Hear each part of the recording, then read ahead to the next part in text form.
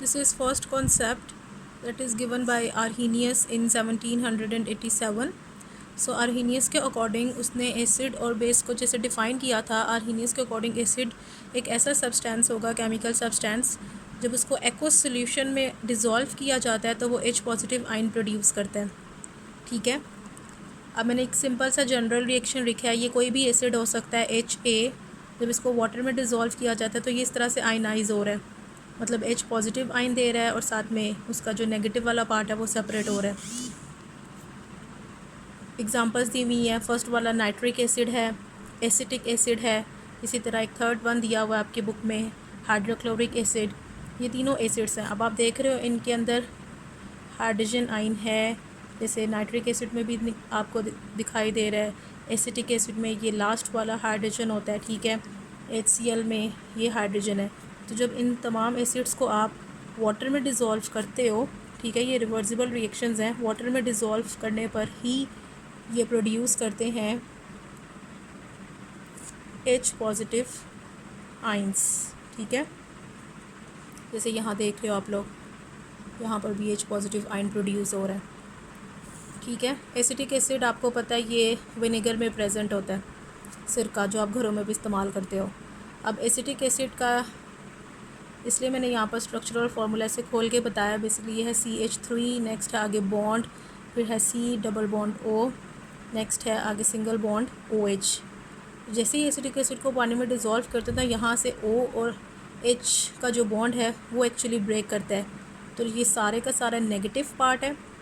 ठीक है, और ये सिर्फ H पॉजिटिव है, पॉजिटिव। अब ये इसी तरह से डिसोसिएट हो रहा है कि ये पूरा नेगेटिव और सिर्फ H पॉजिटिव डिसोसिएट हो जाता है। HCl का भी ऐसी एग्जांपल दी हुई है। सो आर्हीनियस ने सिंपल सा एसिड्स के बारे में कॉन्सेप्ट दिया था कि वो सारे सब्सटेंसेस जो एक्वस सॉल्यूशन के अंदर H पॉजिटिव आइंस देते हैं दैट आर एसिड्स। और बेस के बारे में इसने इस तरह से डिफ़ाइन किया हुआ है कि वो सब्सटेंसेस जो हाइड्रो ऑक्साइड आयन प्रोड्यूस करते हैं वाटर में, hydro oxide ion OH negative ion. पहले जनरल रिएक्शन, ठीक है, BOH, डेफिनेटली यहाँ से ब्रेकेज होगी, B पॉजिटिव होगा, OH चूँकि हाइड्रोक्साइड आयन पे नेगेटिव चार्ज होता है उसमें डिसोसिएट होगा। वाटर में डिसोसिएशन पे आप देखो B पॉजिटिव और OH नेगेटिव में ये डिसोसिएट हो रहा है। एग्जांपल दी हुई है सोडियम हाइड्रोक्साइड की। सोडियम हाइड्रोक्साइड को वाटर में जब आप डिज़ोल्व करते हो, सॉलिड सब्सटेंस होता है सोडियम हाइड्रोक्साइड। ठीक है, इसी की मैंने पहले बात की है कि आप इसको सोप में भी यूज़ करते हो। तो जब इसकी डिसोसिएशन हो रही है तो देखो Na पॉजिटिव है और साथ OH नेगेटिव आयन प्रोड्यूस हो रहा है, तो इसको आप बेस बोल सकते हो अकॉर्डिंग टू आर्हीनियस, क्योंकि ये OH नेगेटिव आयन प्रोड्यूस कर रहा है। ठीक है, ये थे एसिड्स और बेसिस अकॉर्डिंग टू आर्हीनियस। जितनी जितनी इक्वेशंस है सारा कुछ ऐसे ही लर्न करना आप लोगों ने। लेकिन इस कॉन्सेप्ट की दो लिमिटेशंस थी। फर्स्ट लिमिटेशन ये थी कि आर्हीनियस का कॉन्सेप्ट जो है ना वो सिर्फ एक्वस मीडियम में काम करता था। मीन्स आपको जो है एसिड्स हो या बेसिस हो उनको वाटर में डिज़ोल्व करवाना पड़ता था। जब वाटर में डिज़ोल्व करो तभी जाके वो डिसोसिएट होते हैं और वो हाइड्रोक्साइड आयन प्रोड्यूस करेगा। अगर एसिड है तो वो हाइड्रोजन आयन प्रोड्यूस करता है। सो नॉन एक्वस मीडियम में इसका ये कॉन्सेप्ट एप्लीकेबल नहीं था। फिर सेकंड इसका ड्रॉबैक ये था इस पूरे कॉन्सेप्ट का कि अब कार्बन डाइऑक्साइड गैस है तो हम इसको एसिडिक कहते हैं। ठीक है, जब इसका लिटमस टेस्ट किया जाता है। अमोनिया गैस है, इसको जब चेक किया जाए तो ये बेसिक इन नेचर है।